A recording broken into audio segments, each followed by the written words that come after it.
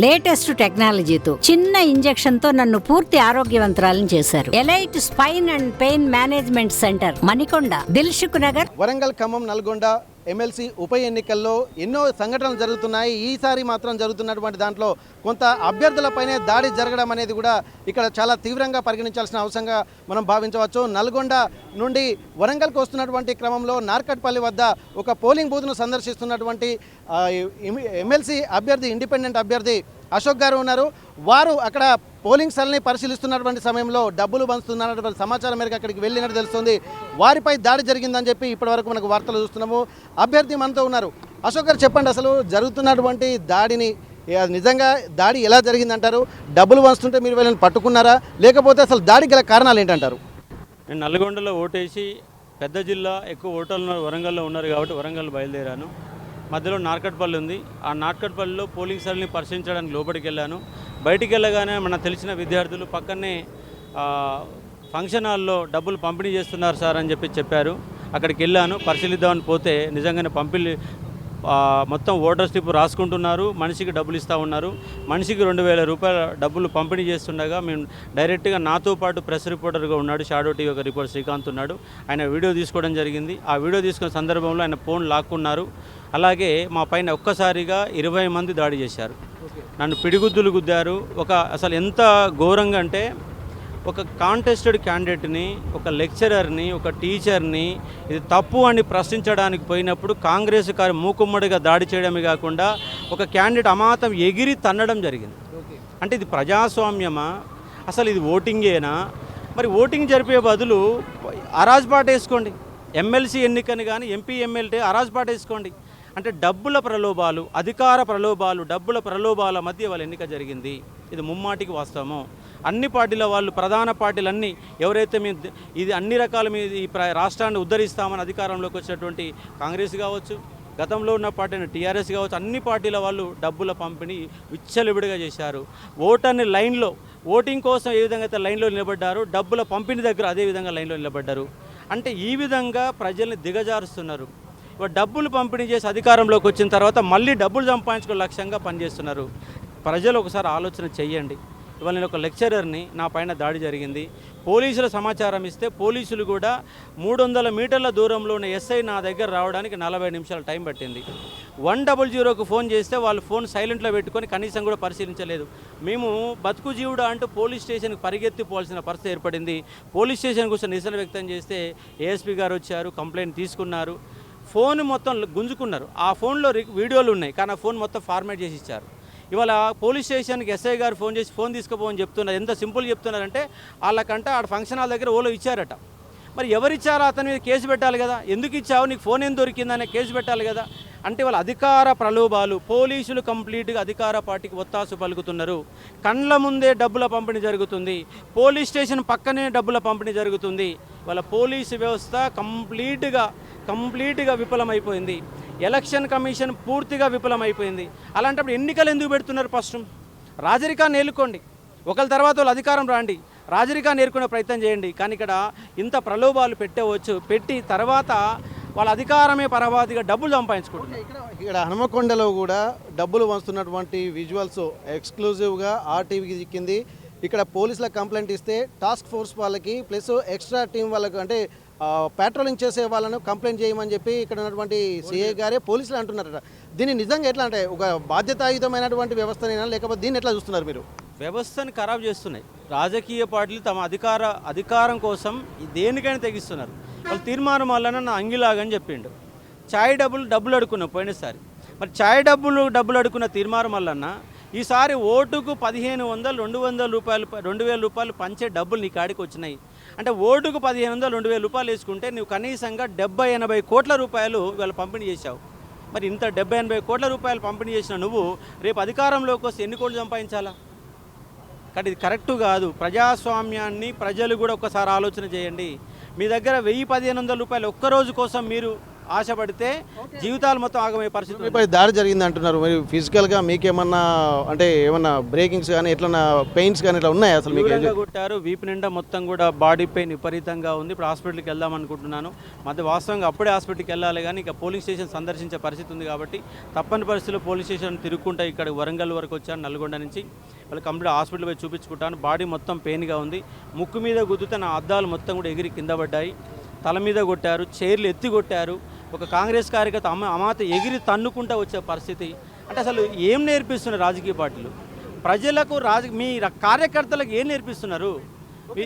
MLC అనగానే విద్యావంతులు చాలా డిగ్నిఫైడ్గా ఉంటారు, అది ఇది అని చెప్పి చెప్తున్నారు. నిజంగా అటువంటి ఆ ఫీడ్బ్యాక్ కూడా గ్రాడ్యుయేషన్ ఎమ్మెల్సీలో అటువంటి ప్రొఫెషనల్ మైండ్ సెట్ కూడా ప్రచారం చేయాల్సిన అవసరం ఉంది కదా? అవసరం ఉన్నది.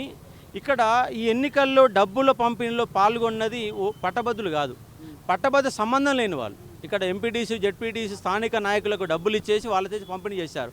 అవసరమైతే అధికార దుర్యోగంగా ఉపయోగపడి ఎదురొచ్చిన వాళ్ళని దాడి చేసైనా డబ్బులు పంపిణీ చేస్తామన్నట్టుగా వ్యవస్థ తయారైంది. కాబట్టి రాజకీయ పార్టీలు ఒకటే చెప్పేది, మారండి, వ్యవస్థను మార్చండి, లేకపోతే వ్యవస్థ ఎక్కడికో వెళ్ళిపోతుంది, రాష్ట్రం వెనకబడిపోతుంది, భవిష్యత్ తరాలు మొత్తం నాశనం అయిపోతాయి. ఓటు నమ్ముకుంటే ప్రజలు నాశనం అవుతారు, రాజకీయ పార్టీలు నాశనం అవుతాయి. ప్రజల్లారా ఒక్కసారి ఆలోచన చేయండి. మీరు 2000 రూపాయలకు అమ్ముడుపోతే రాష్ట్రమే అమ్ముడుపోతుంది, దేశం అమ్ముడుపోతుంది, వ్యవస్థ నాశనం అయిపోతుందని స్పష్టంగా చెప్పదలుచుకున్నాను. ఇప్పుడు మీరు మీపై దాడి జరిగింది, అక్కడ పోలీస్ స్టేషన్లో మీరు కంప్లైంట్ ఇచ్చా అని చెప్పి అంటున్నారు కదా, పోలీసు వాళ్ళ రిసీవింగ్ ఎట్లుంది? కంప్లైంట్ నమోదు చేసుకున్నారా? దానిపై వారు ఇచ్చినటువంటి సమాధానం ఏంటి? కంప్లైంట్ చేశాము, మరి వాళ్ళు ఎఫ్ఐఆర్ చేసిరా లేదో కూడా ఇంకా సమాచారం లేదు. ఎందుకంటే మేము అడవుల్లో ఉన్నాం, పోవాలా. ఏఎస్పీ గారు వచ్చారు, మాకు కంపల్సరీ సెక్యూరిటీ కావాలి, ఒక లెటర్ ఇస్తే సెక్యూరిటీ మాకు ఒక కానిస్టేబుల్ కూడా మాతో ఇచ్చారు. కానీ వాళ్ళ ఫోన్ దొరికిందని చెప్పి ఫోన్ చేశారు. మరి ఫోన్ దొరికినప్పుడు ఎవరు ఇచ్చారు? వాళ్ళ మీద కంప్లైంట్ చేయాలి కదా. మరి కంప్లైంట్ చేయకుండా, ఆ ఫోన్లను పట్టుకోకుండా, అరెస్ట్ చేయకుండా కంపల్సరీగా ఎవరైతే నా మీద దాడి చేశారో, దాడి చేసిన వాళ్ళు అరెస్ట్ చేసే వరకు అశోక్ సార్ వదిలిపెట్టాడు. అవసరమైతే కేంద్ర ఎన్నికల సంఘాన్ని కూడా నేను కలుస్తాను, హైకోర్టులో పిటిషన్ కూడా ఇస్తాను.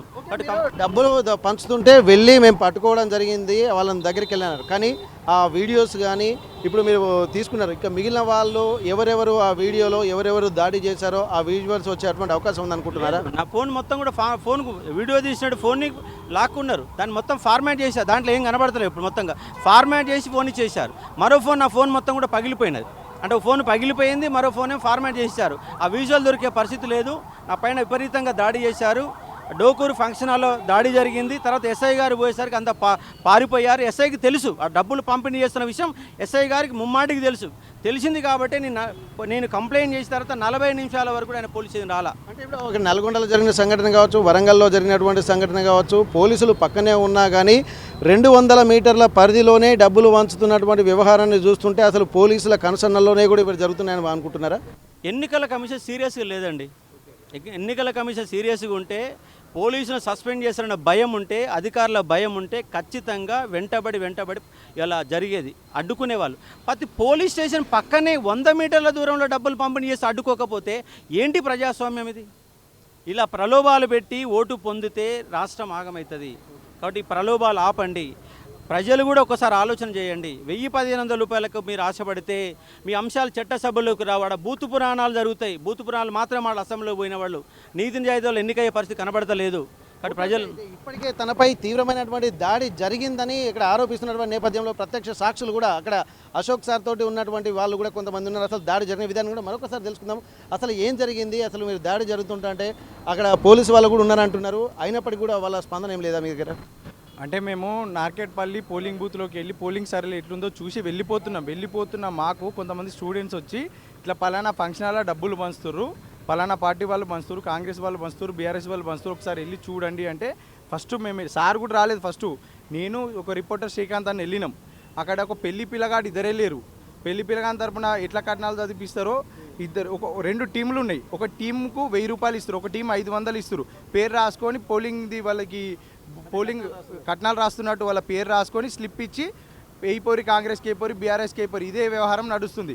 ఇట్లా నడుస్తున్న టైంలో సార్ కూడా లోపలికి రావడం జరిగింది. సార్ లోపలికి వచ్చి రెడీ హ్యాండెడ్గా పట్టుకున్నాడు. ఎవరిని ఒక వ్యక్తి డబ్బులు ఇస్తుండగా వీడియో తీసిర్రు. ఎవరు? మన శ్రీకాంత్ రెడ్డి అని చెప్పి ఒక న్యూస్ రిపోర్టర్.